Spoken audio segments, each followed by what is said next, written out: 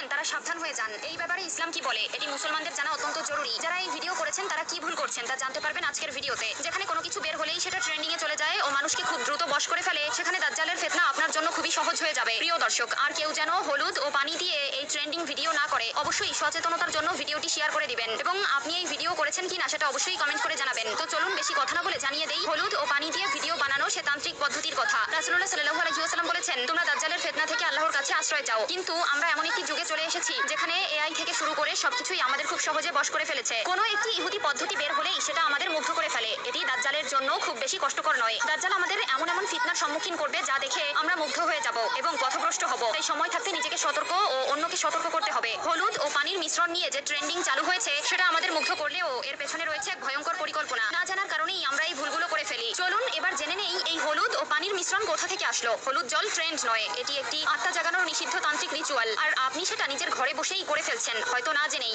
আপনি ভেবেছিলেন কাচের গ্লাসে হলুদ জল দিলে সুন্দর একটা অ্যাস্থেটিক ভিডিও হবে, ফিল্টার দাও, স্লো মোশন করো, মজা হবে। তাহলে শুনুন, আপনি যা করছেন তা হচ্ছে এক পুরাতন তন্ত্রের সংকেত, যা প্রেত লোকের আত্মাদের কাছে দরজা খোলার আহ্বান হিসেবে বিবেচিত হয়। প্রাচীন এক রিচুয়ালে বলা হয়েছে হলুদ প্লাস জল প্লাস কাঁচ তমসা দারোহন, অর্থাৎ অন্ধকার থেকে আত্মার আগমন। এই রিচুয়ালের তিনটি স্তম্ভ: 1 কাঁচ, আত্মার প্রবেশ পথ; 2 জল, আত্মার চলাচলের মাধ্যম; 3 হলুদ, আত্মাকে আহ্বানের সংকেত। আর আপনি সেই আহ্বানকারী। হ্যাঁ, আপনি ডাক দিয়েছেন।